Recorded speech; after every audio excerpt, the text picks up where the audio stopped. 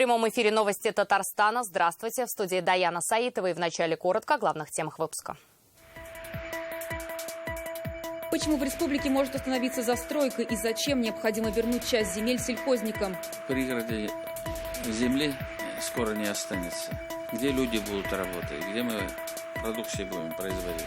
Что президент республики поручил кадастровой палате и Росреестру? Об этом Зарина Ахметова.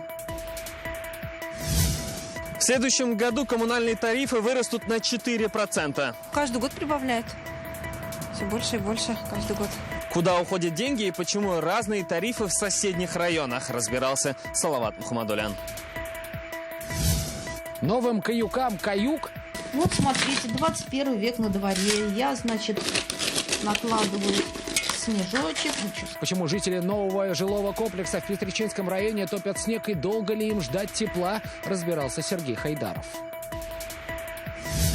Это моя родословная. Поменял мешок муки на этот гармонь, кальян. И после этого началась вот эта династия гармонистов. В Казани прошел конкурс родословных. Кто знает свою семью лучше всех, расскажет Вероника Кайнудинова. Снизить ипотечную ставку на индивидуальное жилищное строительство до 6%. С таким предложением выступили сегодня в Москве. На заседании рабочей группы Госсовета под председательством Рустама Минниханова и вице-премьера Виталия Мутко подвели итоги года по нацпроекту «Жилье и городская среда». Подробности у Дины Газалиевой. Сегодня в Доме правительства наряжают новогоднюю елку. Сегодня же здесь проходит итоговое по году заседание рабочей группы Госсовета по жилью и комфортной городской среде. Проходит в Доме правительства под председательством Виталия Мутко. В текущем году, в феврале, Владимир Путин дал ряд поручений в Казанском иннополисе по развитию строительной отрасли. Сегодня, что называется, собрались, чтобы сверить часы. В течение года застройщики переходили поэтапно на проектное финансирование. Решалась проблема с обманутыми дольщиками, но, конечно, не все так просто. Как новогодний шар на елке, новости о снижении Центробанком ключевой ставки. Уже который раз за год до 6,25%. Здрасте всем! Об этом говорят и участники встречи из разных регионов. И всех же волнует вопрос снижения теперь уже ипотечной ставки. Ипотека пока особо не подешевела, а потому нужно продолжать вводить льготы для разных категорий граждан, считают в правительстве. Как, например, 6% ставку по кредиту для тех, кто мечтает о своем индивидуальном доме. Вы знаете, мы приняли ряд решений, связанных с семейной так называемой ипотекой, когда третий ребенок позволяет 450 тысяч рублей погасить ипотеку, и ряд еще других вопросов по Дальнему Востоку, по семейной ипотеке. Вот она сейчас, мы вынуждены даже дофинансировать были из резервного фонда. В этом году часть строительных компаний перешли на проектное финансирование. Всего 8763 эскроу-счета открыто на сегодняшний день. На двух последних заседаниях, они были 22 апреля и 30 мая, нами рассматривались отдельные вопросы ценообразования в строительной отрасли, расширение участия граждан, развитие городской среды, содержание типовых контрактов на выполнение строительно-монтажных и проектно-изыскательских работ. Особое внимание было уделено переходу участников жилищного строительства с 1 июля текущего года на систему проектного финансирования с использованием эскроу-счетов. Проектное финансирование позволит взять под контроль ситуацию с обманутыми дольщиками, считают собравшиеся. Но это же ставит препоны в работе более мелких строительных компаний. Сегодня Виталий Мутко и Рустам Минниханов предложили Центробанку оптимизировать условия оценки кредитоспособности заемщика. И еще предложили на выделенных под застройку земельных участках за счет власти делать инженерную инфраструктуру на опережение для ускорение застройки. Дина Газалиева, Матвей Шинкаренко, Александр Ярошов, ТНВ, Москва. Татарстанцы стали меньше брать ипотеку. Сократилось и число участников долевого строительства. А в следующем году строительство объектов может быть и вовсе остановлено. Такие опасения сегодня озвучили на совместной коллегии Управления Росреестра и Кадастровой палаты. Чтобы решить проблему, Рустам Минниханов призвал ведомство и министерство подготовить специальную программу. Откуда возникли такие проблемы и кого они могут коснуться? Зарина Ахметова изучила вопрос.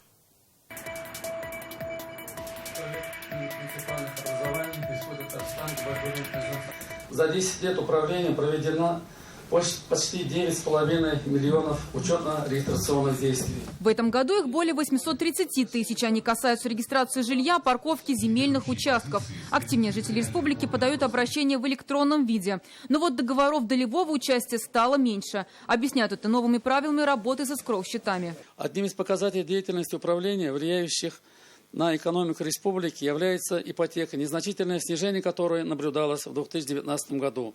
Если в прошлом году ипотеки зарегистрировано более 120 тысяч, то в этом году почти 106 тысяч. Не только регистрация, но и надзор. Более 10 тысяч проверок Росреестра в этом году принесли результаты. 97% нарушений устранены. Выплачено штрафов почти на 14 миллионов рублей. В общем, динамика и качество работы, по словам президента республики, на высоком уровне. Но есть моменты, которые нельзя упускать из виду. Проблема дробления целевого использования сельхозугодий.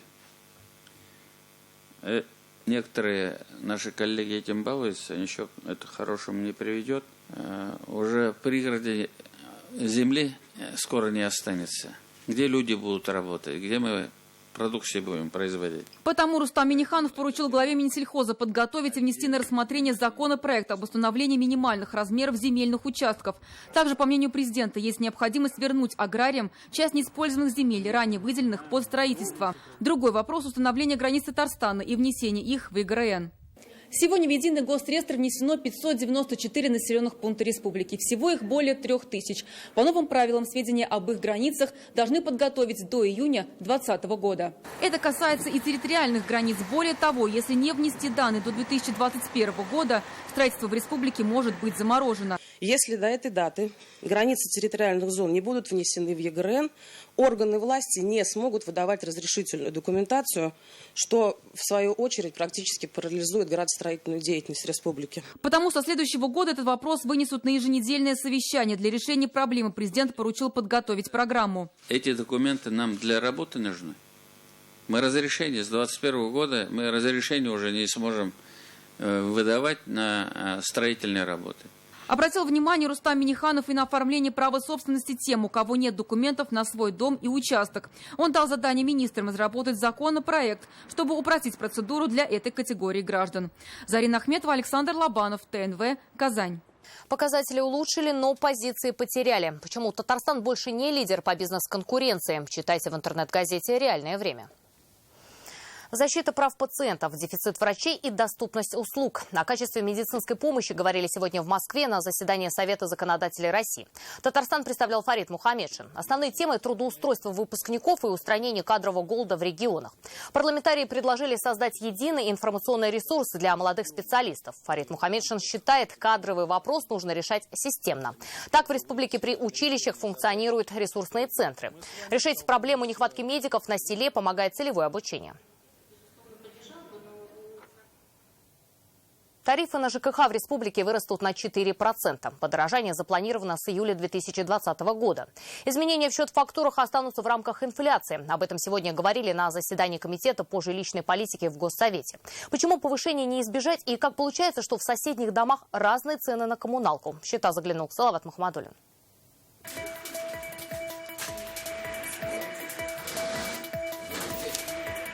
Осиново-Зеленодольский район. Цена за отопление 1 гигакалория 1267 рублей. За 1 кубометр холодной воды 14 рублей.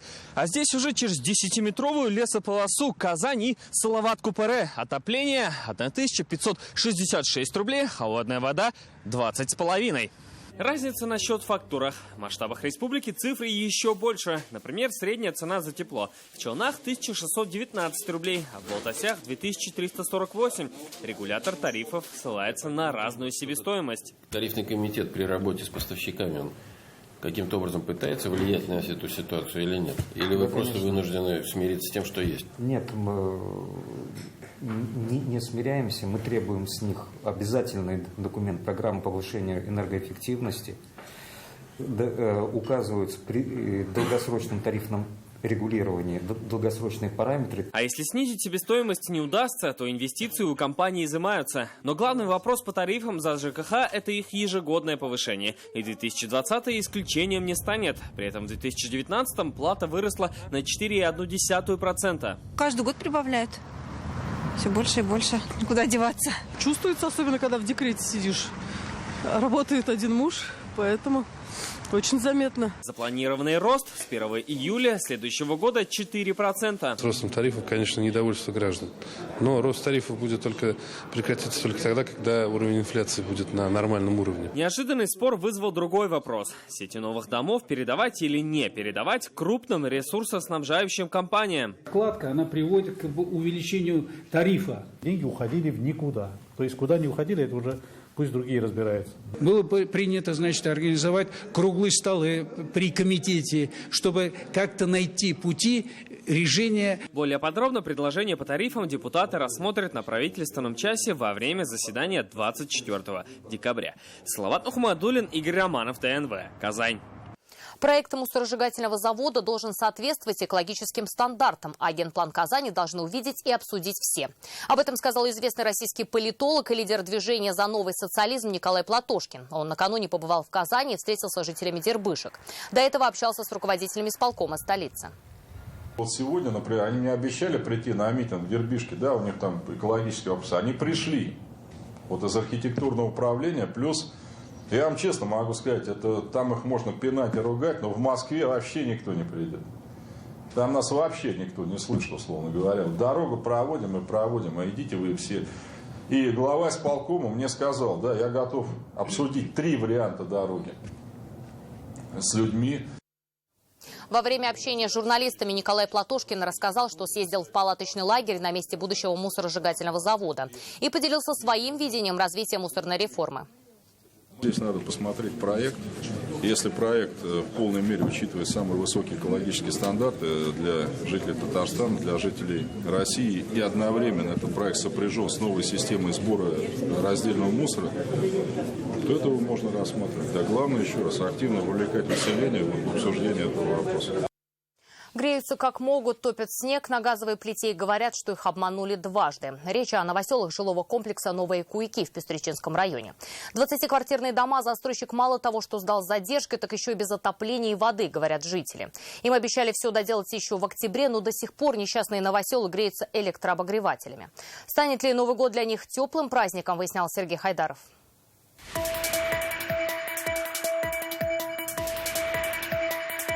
Вот смотрите, 21 век на дворе. Я, значит, накладываю снежочек. Как назло, зима бесснежная, говорит Эльсияр Валиахметова. Для нее топить снег на плите – обычное дело. Так 61-летняя женщина добывает воду, которой в трубах нет. Сейчас буду топить его. В таких условиях хочешь, не хочешь, станешь изобретательным, говорит она. Согревает квартиру как может, хоть и понимает, это недешево. Включаем обогреватель, они сутками работают уже. Этот дом компания-застройщик «Паритет» сдала еще в октябре. По словам жителей, обещали дать тепло и воду уже через 2 недели. Люди поверили, подписали акт приемки. Вот вы лично его подписывали, почему? Потому что мне деваться некуда было, в саду еще холоднее жить. Сейчас на весь жилой комплекс Эльсияр Анваровна единственный постоянный житель. Чтобы приобрести эту квартиру, она продала свою старую в Казани. Ей некуда ехать. Остальные кто-то снимает квартиру, кто-то, у кого-то у родственников живет, пережидает. Но единственное, вы знаете, и у всех уже надежды нет, что могут даже до конца декабря дать. В этой квартире сейчас холодно практически так же, как и на улице. И котельную, от которой зависит отопление в этом жилом комплексе, можно увидеть прямо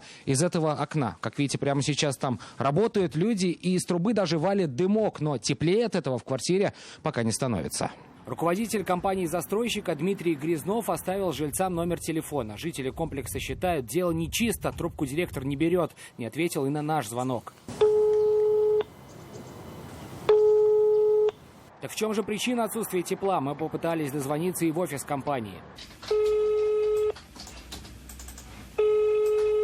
В исполкоме Пестричинского района нам сообщили о проблеме, знают. Сегодня там собрали экстренное совещание. В ходе совещания стороны обсудили пути решения сложившейся ситуации. На сегодняшний день все технические работы по котельной завершены. В результате смены обслуживающей организации котельной, так как истек срок лицензии, был заключен договор с другой организацией. Она сейчас занимается запуском газа. Сегодня готовность котельной должен осмотреть инспектор Ростехнадзора и дать свое разрешение.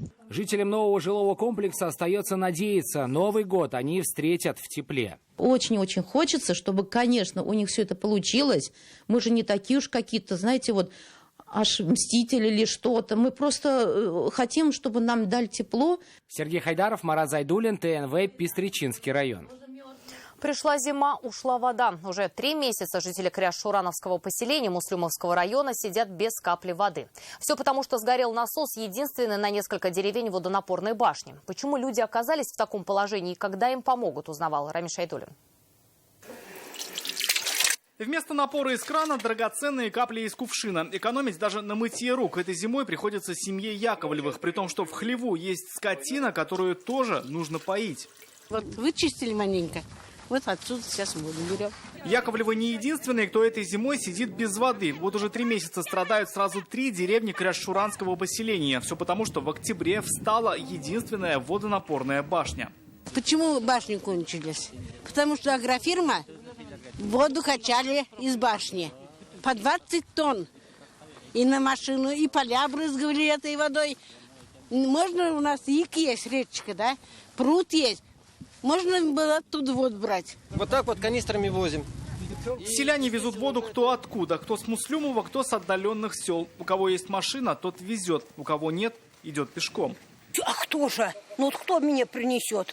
Есть сын, так он в городе живет. Когда он ко мне приедет? Он 2-3 месяца приезжает ведь к нам. Вот, сами таскаем, вот, встаем, да вот, с палочкой и пошел. Единственная надежда для пожилых – родник. Он находится в километре от деревни, но расположен так, что добраться к нему не так просто. Отдыхаешь. Очень крутой делали, никуда не годно. Это не для людей делали, это для скота делали. Да, вот посмотрите, как круто там, круто. Что там круто-то, не зайдешь. Хоть бы суды куда-нибудь наладили, а то он ведь тартарары сделали. Гибель, не жизнь. Отсутствие воды в районной администрации объясняют тем, что эта бригада специалистов не справилась с ремонтом насоса на башне. Воду мы не смогли получить. На сегодняшний день привлечена другая бригада. Будем решать проблему. Где-то в недельный срок, думаем, управимся. Пока без воды остаются 120 домов. И среди зимы они хотят даже не тепла, а просто помыться и как следует напоить буренок и телят. Выдержат ли они еще неделю? Вся надежда на родник. Рамиль Шайдуллин, Шатаюпов, Рамиль Закиев, ТНВ, Муслюмовский район. Напоминаю, в нашей редакции есть WhatsApp. Его номер 8 987 420 0101. Сообщения принимаем круглосуточно. Ваши новости, присланные фото и видео, могут стать репортажами в наших выпусках. Доступно и досрочно. Граждане Узбекистана, проживающие в Буинске, досрочно проголосовали за новый парламент на родине. Выразить свое волеизъявление в Буинск приехали также жители Дрожжановского и Тетюшского районов. До этого досрочное голосование граждан Узбекистана было возможным только в Москве и Новосибирске. В этом году избирательные участки работают в 8 регионах России, в том числе и в Татарстане. С этого года, буквально с этих выборов, создаются реальные условия для того, чтобы все наши граждане за рубежом, находясь за рубежом, могли принять участие в выборах. В этой связи мы хотели бы выразить тоже благодарность руководству и правительству Республики Татарстан за созданные условия, за предоставленную возможность нашим гражданам. Это новости Татарстана, и смотрите далее. Это моя родословная. Поменял мешок муки на этот гармонь, тальян. И после этого началась вот эта династия гармонистов. В Казани прошел конкурс родословных. Кто знает свою семью лучше всех, расскажет Вероника Гайнудинова. Казань готовится к встрече 2020-го. Программа обширная, насыщенная, разноплановая, интересная. И город обещает быть нарядным. Где в столице Татарстана можно будет отдохнуть в новогодние праздники, расскажет Ленар Гинатуллин. Рустам Минниханов сегодня встретился с руководством Европейской ассоциации «Техтур». Встреча прошла в Доме правительства. Обсуждали вопрос участия европейской делегации в Российском венчурном форуме в апреле следующего года. За последние 10 лет форум «Техтур» трижды проводили в Казани. По словам президента, это способствовало развитию казанских компаний, а также позволило инвестиционно-венчурному фонду расширить связи в среде европейского бизнес-сообщества. Президент встретился и с мэром города Измир Тунчем Суэром. Он прибыл в Казань для участия в церемонии открытия выставки «Мосты культуры» и работ татарстанского художника Раифа Тухватуллина и турецкого художника Зыки Сербеста. Рустам Минниханов выразил уверенность в том, что татарстано-турецкие деловые контакты будут и далее укрепляться, что позволит реализовать новые совместные проекты, в том числе с измирскими бизнес-партнерами. В Чистополе завершили первую очередь строительства базы филиала сетевой компании. На следующий год вторая. Об этом премьеру Алексею Песошину рассказали на выездном совещании. Перед заседанием гости прошлись по новому зданию, посетили диспетчерскую. Помещение оборудовано системой отображения оперативной информации, бесперебойного питания и автоматизированными рабочими местами. На самом заседании рассмотрели надежность электроснабжения потребителей, присоединенных к электрическим сетям, обсудили итоги года. Также Алексей Песошин принял участие в открытии нового здания городского суда. Просто комфортно, даже с точки зрения логистики, попасть из одного кабинета в рабочую зону, в общую зону. То есть создаются все условия для того, чтобы вершить правосудие. Сегодня татарстанские единороссы не поддержали предложение Минпросвещения России ввести обязательный ЕГЭ по английскому в ближайшие 2 года. Свое мнение они выразили на всероссийских обсуждениях в онлайн-формате. Напомним, такой экзамен планировали ввести уже в 2022 году. По мнению татарстанских партийцев, пока рано. Не готовы ни школы, ни кадры. Говорят, нет подходящих методик обучения, технической базы и не хватает учителей иностранного в селах. Свою резолюцию направят в Госдуму. Технологии преподавания языка сегодня несовершенны. И сами учителя очень часто страдают косноязычием. Это как раз то, что мы получили за последние годы. Прежде всего, нам необходимо разработать те технологии, обучить этому учителей, которые позволят ребенку освоить язык. Резко вводить иностранный язык все-таки преждевременно надо пересмотреть, либо трансформировать вот эту обязательность в процедуру мотивации, например, начисления дополнительных баллов, как по аналогии с теми, кто сдал ГТО.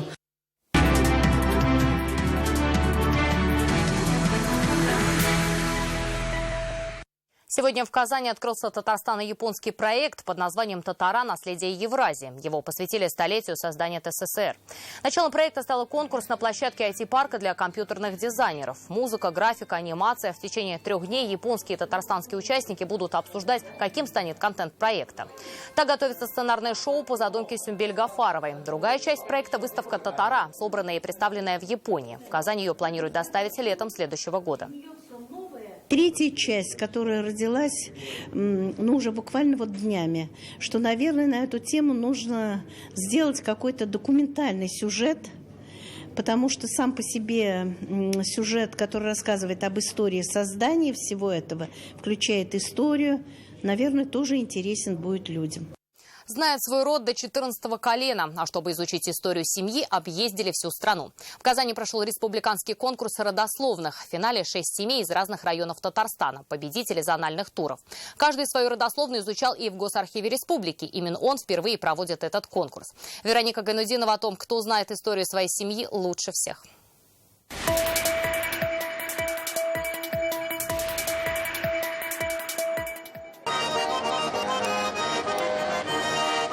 Гармошки началась династия гармонистов в семье Нигматуллиных. Дед Гумера Нигматуллина обменял ее за мешок муки. Сегодня ей ровно 100 лет. Сам глава семьи своеобразный символ рода держит в руках уже 65 лет. Дедушка отцу подарил, отец мне оставил. В семье у нас 6 братьев росли.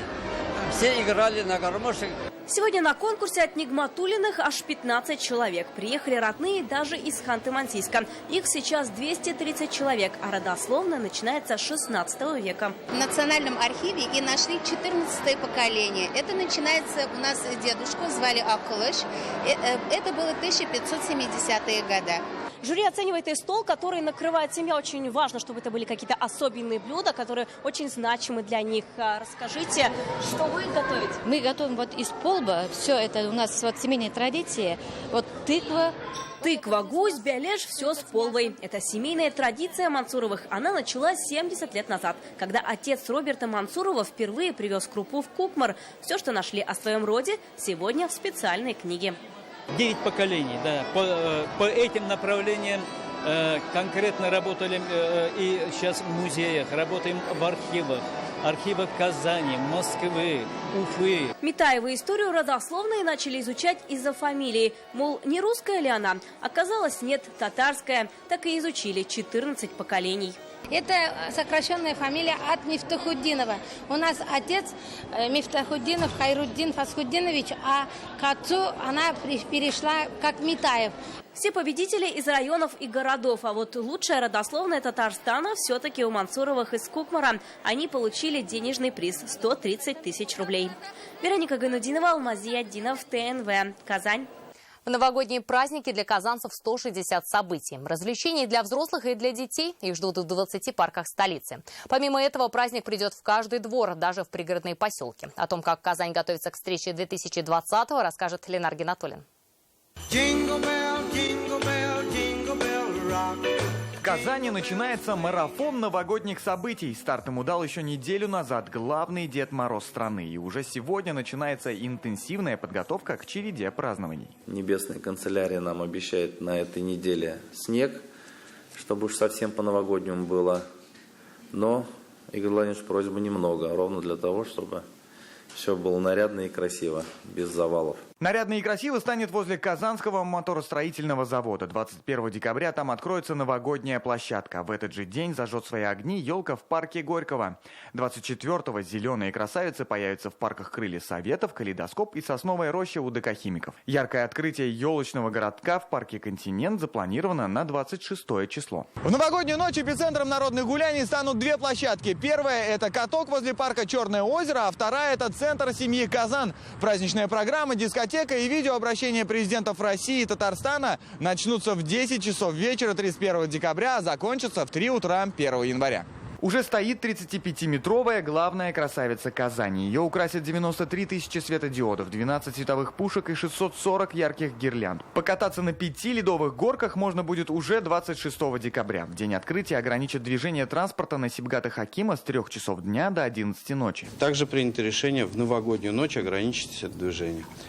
Если поток людей по проезжей части будет минимален, мы, конечно, откроем максимально быстрое движение. В этом году улица Баумана засияет по-новому. Новогоднее оформление здесь заработает 21 декабря. Когда по пешеходной улице пройдет парад Дедов Морозов, здесь зажгутся 32 яркие световые арки. Здесь же пройдет ежегодный фестиваль Кыш-Дакар. Нынче он расширил географию, и помимо улицы Баумана ярмарка пройдет возле чаши.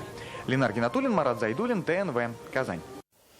Еще больше новостей в наших соцсетях ВКонтакте, Инстаграм. Сейчас прогноз погоды. До встречи.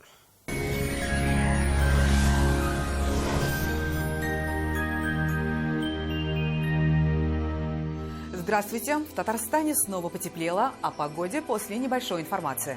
Давно мечтаете о новой кухне? Хотите качественно, в срок, да еще и со скидкой 20%? Тогда звоните в Данил Мастер 2-167-166 или загляните на сайт danil-master.rf. Боль в спине и суставах доктор Ост лечит так, как не умеют нигде. Забыть о боли помогают умные машины, способные заменить и лекарства, и протезы, и даже скальпель хирурга. Болевой синдром обычно уходит уже в течение первой процедуры.